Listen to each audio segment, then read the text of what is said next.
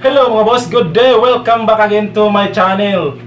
It's me back again for the part 2 of our tutorial mga boss. Yung how to measure piston ring in gap. So, kung hindi mo pa napapanood ang part 1 ay pwede mong puntahan at panoorin yun mga boss. Dahil doon napapaloob ang mga prinsipyo at teorya kung bakit kailangan natin sukatin ang ating mga piston ring in gap mga boss sa ating mga liner mga boss. So ilagay ko ang link dito sa description box ng ating segment na to mga boss para madaling mapuntahan. So anyway mga boss, ang segment na to ay puro actual na ang ipapakita ko sa inyo mga boss. Ngayon is babahagi ko sa inyo ang tatlong technique sa pagsukat ng ating mga piston ring in gap sa ating mga liner mga boss. Unang technique mga boss ay ang paggamit ng formula mga boss para makuha at ma-measure mo kung ilan ba ang mga maximum at minimum clearance na pwede mong ibigay sa ating mga piston ring in gap mga boss. Pangalawang technique mga boss ay itong table na ginagawa ko mga boss, at ito ay recommended ng SAE mga boss, or Society of American Engineer or Society of Automotive Engineer mga boss, ang itong table na to mga boss. So pag sinasabing SAE mga boss is puro standard reading ng measurement ang ginagamit. So dito sa table na to mga boss is meron tayong standard reading or itong ating inches mga boss, at kinonvert ko na itong lahat ng inches na to mga boss. Ginawan ko naman ng metric reading mga boss, itong ating millimeter mga boss, no. So mamaya mga boss is papakita ko sa inyo kung paano to gagawin mga boss, kung paano ang proseso nito mga boss para makuha mo, para magamit mo sa iyong mga liner at masukat mo ang iyong mga piston ring mga boss. So nandito na ang mga maximum at minimum clearance mga boss. Pangatlong technique mga boss ay itong pang-universal na technique na aking nalalaman mga boss at ibabahagi ko sa inyo mga boss, no. Pag sinasabing pang-universal mga boss is pwede na sa lahat ng klaseng mga makina mga boss. Ang technique na to mga boss is mas mabuti or mas qualified sa mga malalaki na makina mga boss. For example, mga diesel power plant, mga marine diesel engine mga boss, or mga propulsion at stationary engine mga boss. Okay. At saka mga boss, no, meron akong ibibigay sa inyo na pre-calibration form na kung saan pwede nyong isulat mga boss yung ating mga ginagawa na measurement dito sa ating mga liner mga boss, kada silindro natin sa ating mga makina mga boss. Ito yung form na to na ginagawa ko mga boss is pwede nyong gawing pang-official mga boss, no.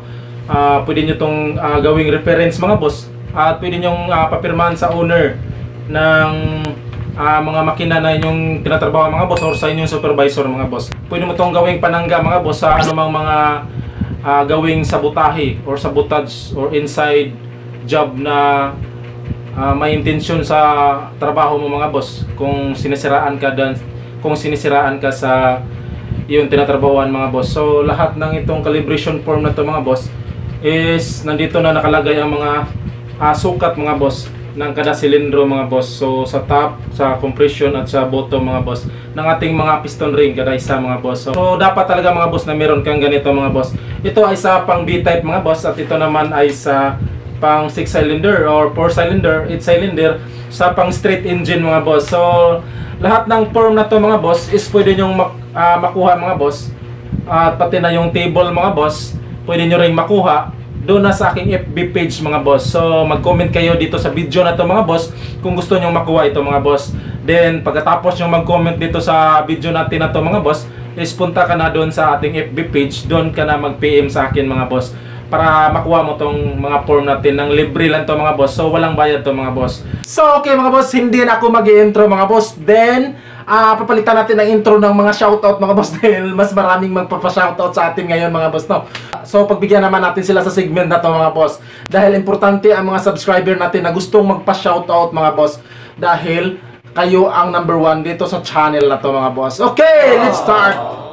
Shoutout kay Judimar Loriso ng KSA Riyadh. Shoutout sa iyo boss. Shoutout din kay Rizal D. Mapilis mga boss.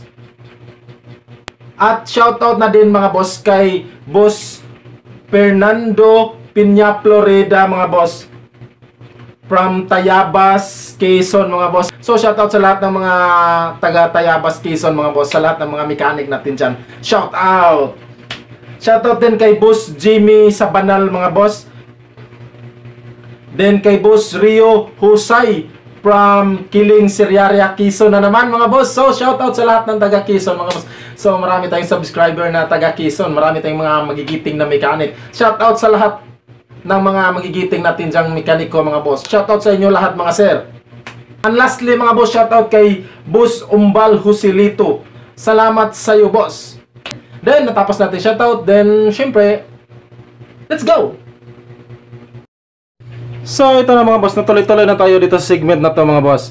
So unahin ko muna na ipapakita sa inyo mga boss ang tatlong teknik na posisyon sa pagsukat ng ating mga piston ring mga boss. Ito. So saan ba natin i-posisyon ang ating piston ring dito sa ating mga liner mga boss? So ang iba mga boss is dalawa lang na posisyon ang kukunin nila dito sa top at saka sa bottom mga boss. So sa akin mga boss is since malaki ang makina na to mga boss, is mataas ang liner na to mga boss, tatlong posisyon ang kukunin ko mga boss. So pwede rin sa dalawang posisyon lang mga boss, pero mas suggested ko mga boss na tatlo ang posisyon na kunin. Ito yung sa top mga boss. So dito mga boss top. Pag sinabing top mga boss, is ito yung top side. Yan. So dito mga boss, dito banda sa top. Then ang letter lang yan mga boss is letter T. T means top. Then sunod mga boss dito sa compression. So bali dito sa gitna mga boss, gitnang bahagi ng ating liner, yan ang compression. So ang letter naman dyan is letter C. Then dito sa ilalim niya mga boss, dito sa ating liner, is ito naman yung letter B or bottom mga boss. So bali ang pagkagagawa niyan mga boss is ganito na dito sa ating whiteboard mga boss. So ayan. Yan. So pasensyahan nyo na ang ating liner mga boss So ito yung ating liner. So letter T, ito yung top position ng ating piston ring. So dito. So letter C, ito naman yung compression position. Dito siya sa may gitna mga boss. So papunta na siyang mag-compress ang piston natin dyan mga boss na. So ito namang letter B, ito yung sa bottom position. So wag lang dito sa may pinakailalim mga boss no. Dahil syempre ang ating piston is dito lang. Hanggang dito lang ating piston skirt mga boss. So ditong bahagi lang ating piston at saka piston ring. Okay, so nandyan ang kanyang bottom mga boss. So lahat ng posisyon na to mga boss is nandun sa table natin makikita mga boss no. So yung table na sinasabi ko mga boss, so pwede nyo rin yung makuha mga boss no. Then explain ko yun mamaya. Then pangalawa na step mga boss no, is kailangan natin mga boss na isulat ang ating mga klase ng ring na ating kukuhanan ng ringing gap mga boss. For example, meron tayong tatlong klase na ring. First ring, second ring, compression ring, second compression ring, then oil ring mga boss. So most likely ganito lang ang type ng ring na nandyan sa ating mga piston mga boss no. But eventually mga boss, sa mga malalaki na makina mga boss no, or dito katulad nitong ating sample na liner mga boss, is meron tayong 5 klase na piston ring mga boss. So hindi naman yun ibig sabihin na 5 talaga mga boss. Actually 4 lang siya mga boss no. So itong first ring, second compression ring, then oil ring. So bago nag oil ring mga boss, meron pa siyang dito, kunin ang oil ring, meron pa siyang scrapy ring mga boss. Yan, scrapy ring. Ano ba yan? Yan, scrapy ring. Then meron din siyang oil ring mga boss. So bali dito sa ating second compression ring is dalawa to mga boss. So dalawa ang ating second compression ring. So bali meron siyang 5 ring talaga mga boss. Then sa ibang mga malalaki na makina mga boss, marami talagang ring. So isulat din natin yan lahat ng yan mga boss no. So kunan natin yan ng reading mga boss kung ilan ba ang clearance. So mas mabuti na doon mo ilagay doon sa calibration form ng piston ring gap mga boss. So take note nyo rin mga boss no, bago ko makalimutan, bago ka magkuha ng clearance mga boss, is kailangan i-check mo tong ating liner mga boss kung meron bang mga gas-gas. Yan. So kailangan yan, walang gas-gas mga boss. Kailangan na smooth lang siya. Yan, plain lang. So pag maka-feel ka na merong gas-gas mga boss, at saka malaki-laki ang gas-gas, is kailangan mo na itong ipahuning mga boss. So check mo na rin ang ating liner mga boss na kung ito ba ay may wrong taperedness mga boss, or yung pag reduce niya mga boss ng kanyang sukat. So hindi mo talaga maiiwasan yan mga boss no. So i-check mo na rin ang taperedness ng ating liner. So paano ba mag-check ng taperedness ng ating liner mga boss? So kailangan mga boss is kunan mo ng 2 sukat. Ito for example, ito mga boss. So kunan mo ng 2 sukat dito mga boss sa top. Yan. So dito mo sa top ilagay ang ating piston ring. Then kunan mo siya ng sukat sa ating pillar gauge mga boss. Yan ito. So, yan. For example lang ito mga boss ha. Then pagkatapos ng kuha ng sukat ng pillar gauge mga boss, itong ating ring gap. Yan. So, yung fit lang ng pillar gauge natin mga boss, yung fit dito.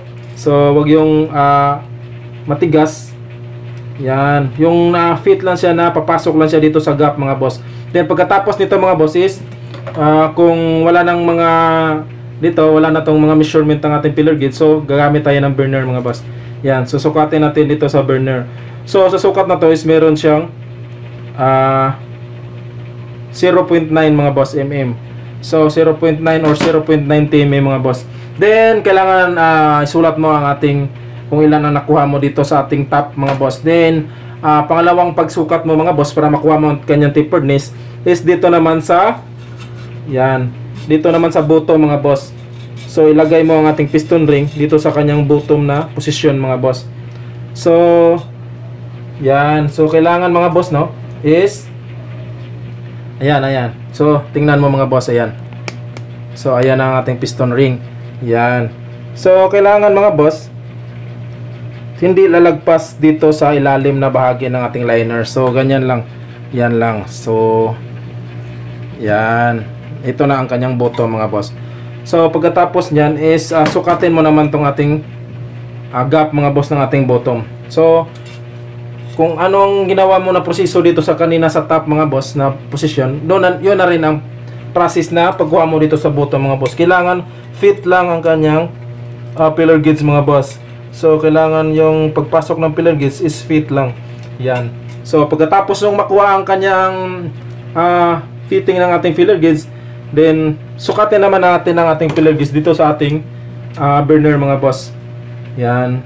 So meron tayong reading dito naman na 0.90 mm ang kanyang ring gap mga boss, or 0.9 mm mga boss no.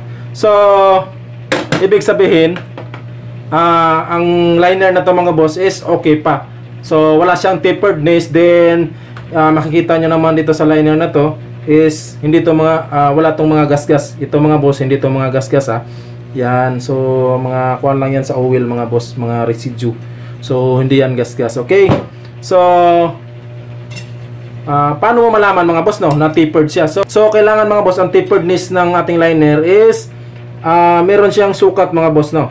So yung sukat mo dito sa top na bahagi at saka sukat mo dun sa bottom mga boss is subtract mo yun or i-minus. So kung ilan ang makuha mo mga boss, so sa sukat natin is 0.90 sa top, then 0.90 din sa bottom. So ibig sabihin pag i-minus mo siya, equal 0 siya mga boss. So hindi siya tapered. So pag yang bahagi na yan mga boss no is pag sa subtract mo mga boss is magre-reading or mayroong sagot ang ating subtract or difference ang ating sukat mga boss na 0.003 inches to 0.005 inches. So kung i-convert natin yan mga boss sa millimeter mga boss no, ang 0.003 sa inches mga boss is nasa 0.07 mm sa millimeter. Then ang 0.005 inches sa millimeter mga boss is 0.12 mm lang mga boss no. So yan ang mga conversion niya mga boss. So pag lumagpas na dyan ang difference mga boss or ang sagot sa subtraction mo sa top at saka sa bottom na position mga boss is ibig sabihin yan mga boss tapered ang iyong liner. So kailangan mo na ipahuning mga boss no. So kung gusto mong ipahuning ang ating liner mga boss, so gagamit ka na rin ng oversize na piston ring mga boss no. Then mas recommended ko mga boss na magpalit ka na lang ng bagong liner. Yung standard para standard din ang piston ring na magagamit mga boss, kasi yung ginagamit mo na piston mga boss, yung luma, baka pwede pa yon dito sa standard na liner na bago mong bilhin mga boss. Okay. So ayan mga boss, dadako na tayo dito sa formula mga boss no, sa pinakauna na technique mga boss sa tatlong diskarte natin.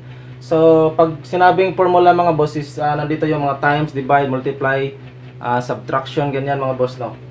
Okay, then ang technique dito mga boss is meron dalawang klase ang pagsukat dito mga boss, itong sa top ring at ito namang sa compression ring.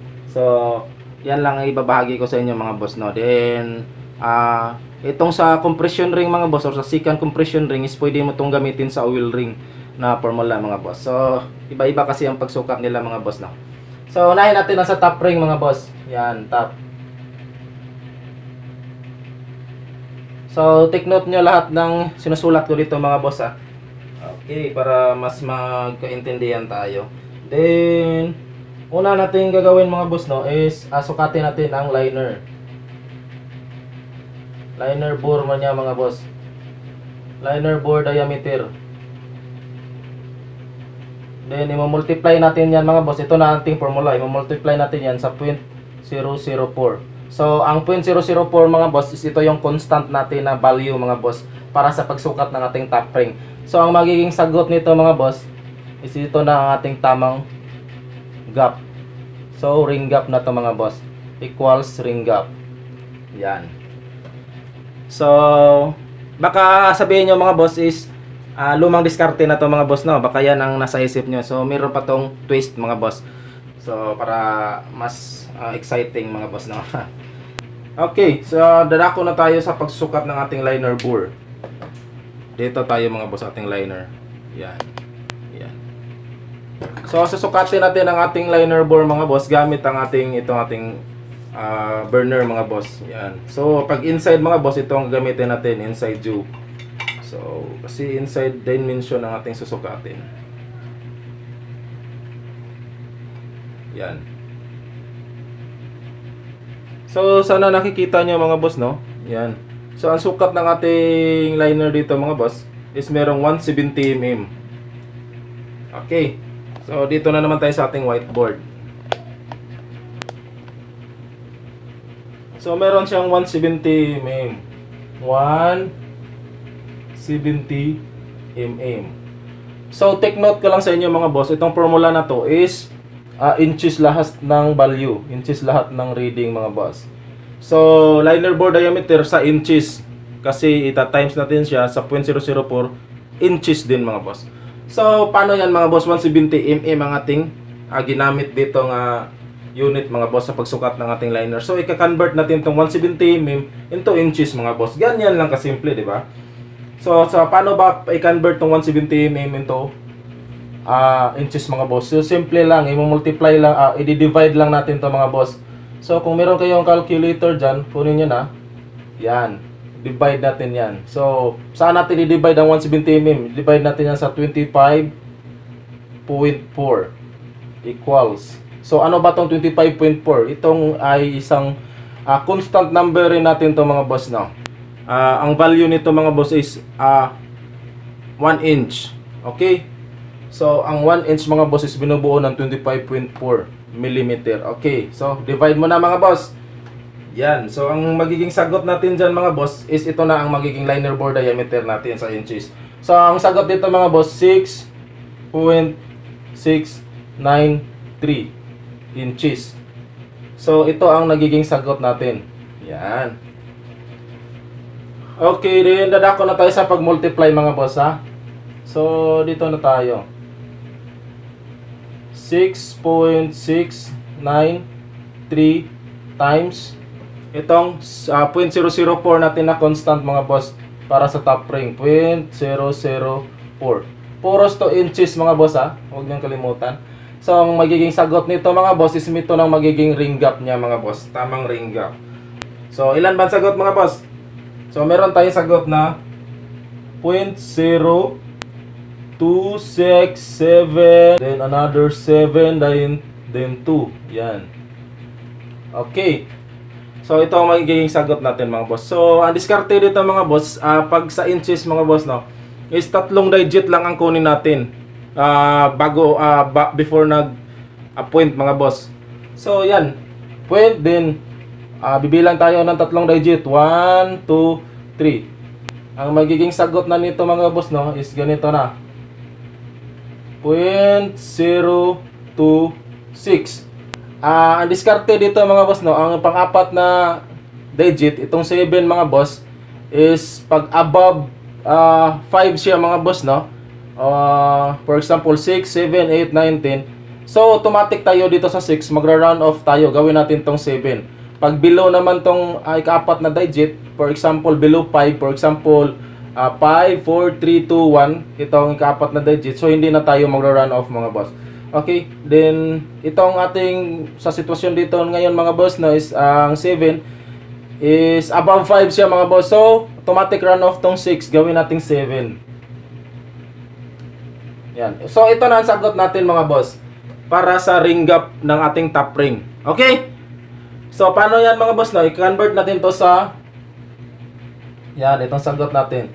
So, i-convert natin sa mm mga boss ha. Para meron tayong mm na sagot din. So, sa pag-convert ng mm mga boss, ito yung sa inches natin na sagot. Yan. Ito yung correct natin na clearance mga boss ha, para sa liner bore diameter. So, kukunin natin ang sagot sa millimeter or sa mm naman mga boss na. So, yan. So, simple lang ang pagkuha dito sa mm. 0.027. So, i-multiply naman mo to mga boss ha. Itong constant natin na 25.4. Yan. So, meron kang calculator. So, i-multiply mo na mga boss.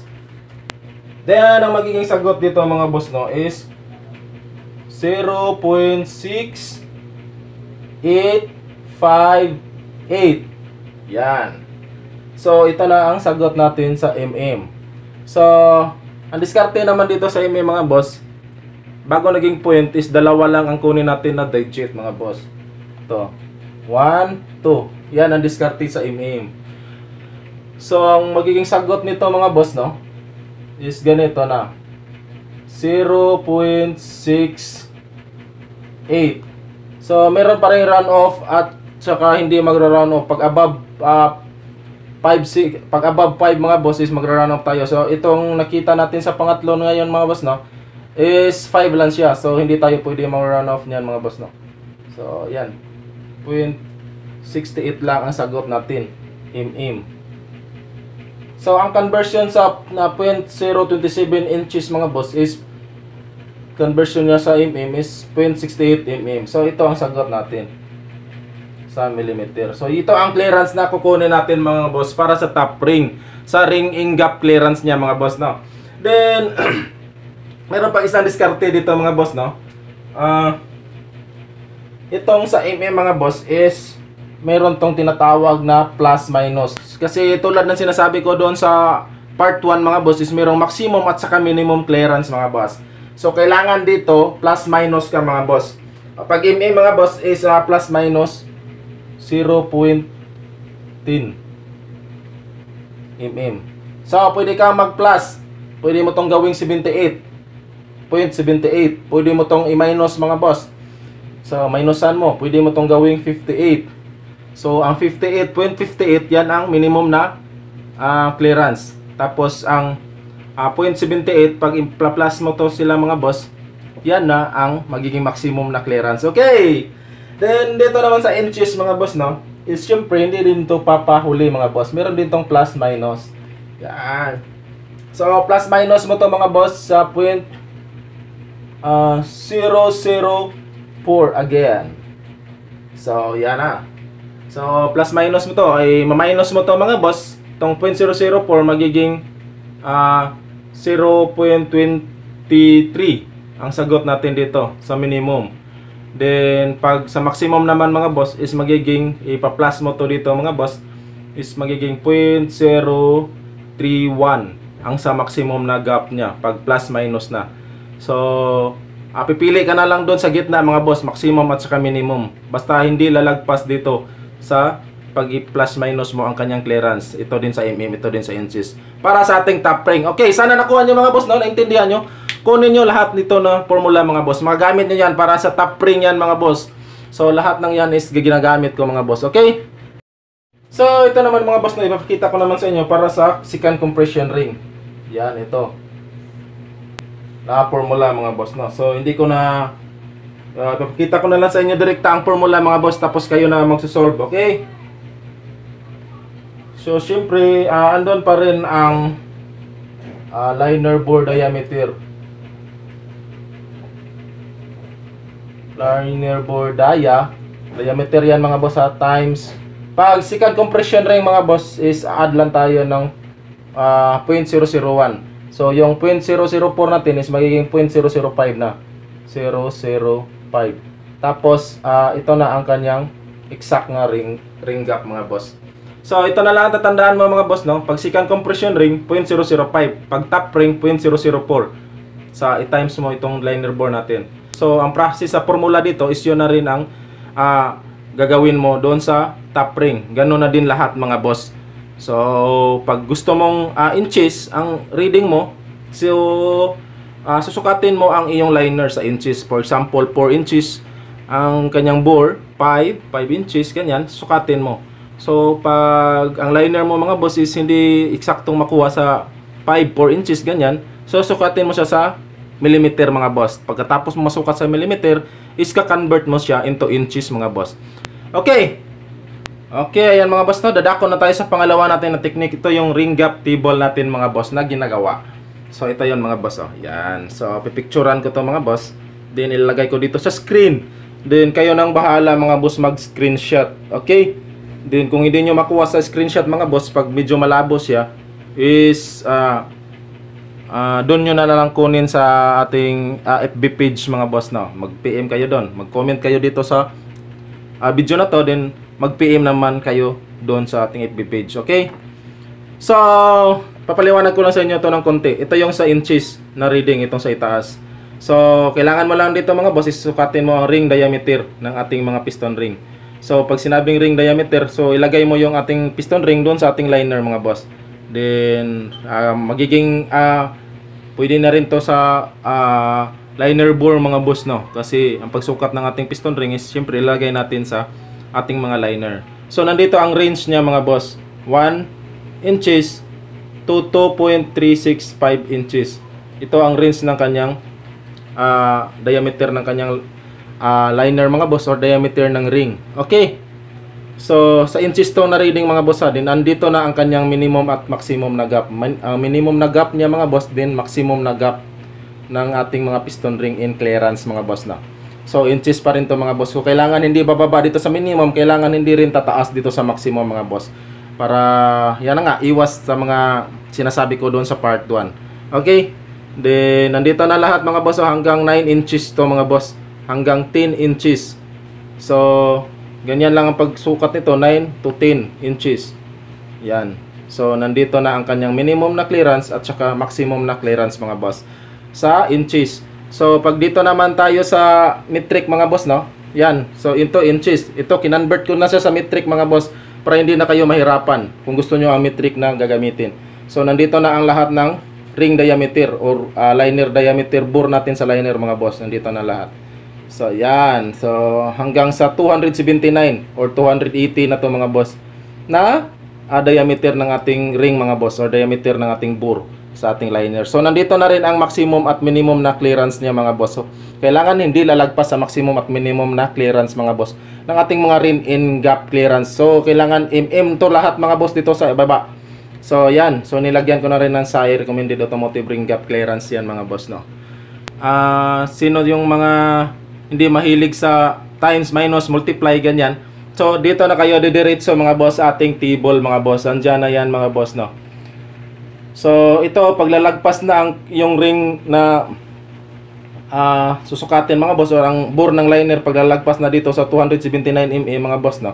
Is ito na ang pangatlo na technique ang gagawin natin mga boss. So, ito, kunin nyo to mga boss, ha?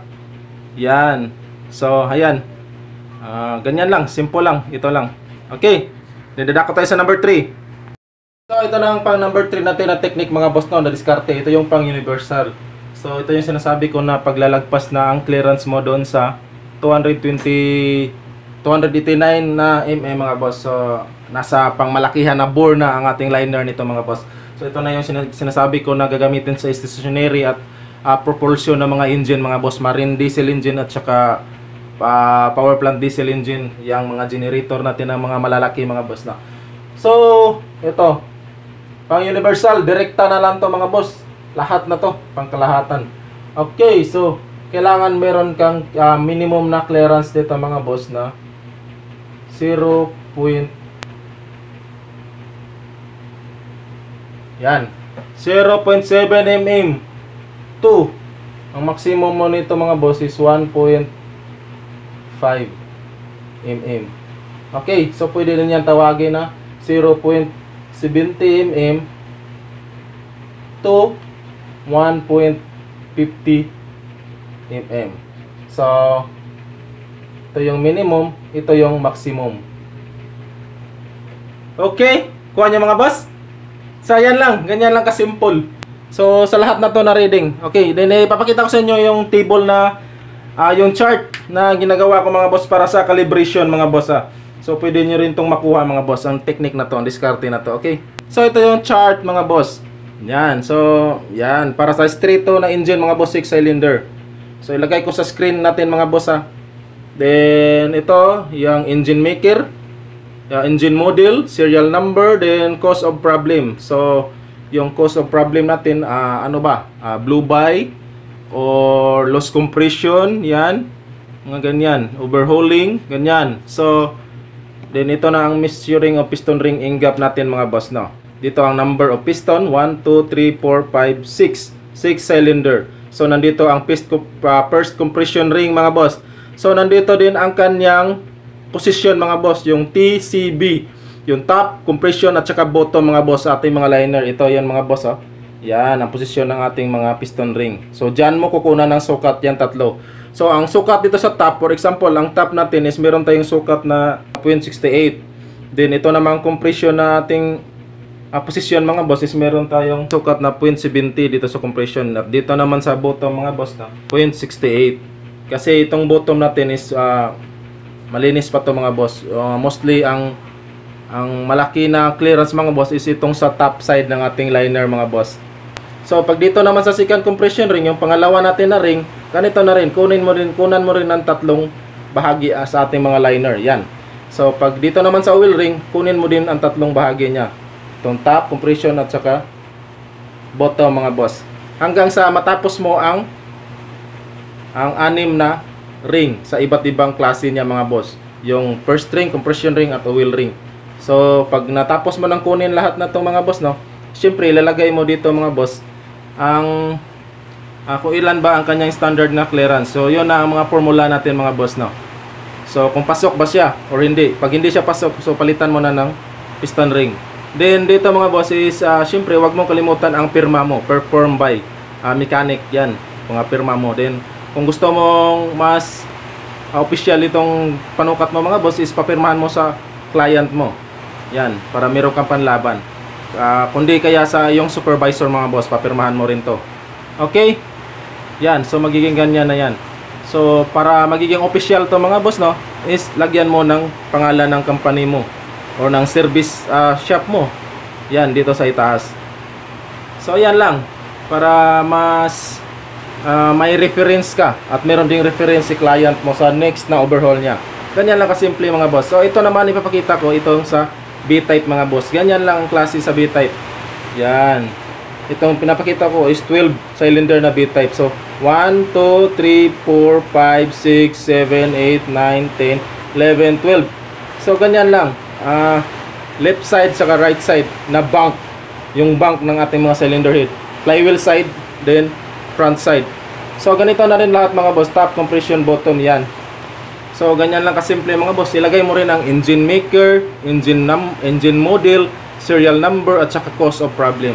Ganyan lang mga boss, no. Ang dali lang. So lahat ng to is pipicturean ko dito, ilagay ko sa screen. Then kung ma-screenshot nyo, okay, kunin nyo. Then kung gusto nyo ng mas clear na copy, is doon na kayo sa FB page kumuha nito mga boss. Okay. So, ganyan lang kasimple mga boss, no? Ayan na muna para sa araw na to mga boss. So, kung nagustuhan mo ang ganitong mga content mga boss at itong topic natin ngayong araw na to, huwag mong kalimutan mga boss na mag-comment dito sa ating comment box section. Then, pakisubscribe na rin ang aking channel mga boss kung nakatulong ito sa'yo. Maraming salamat, God bless and mabuhay. I salute you. Bye!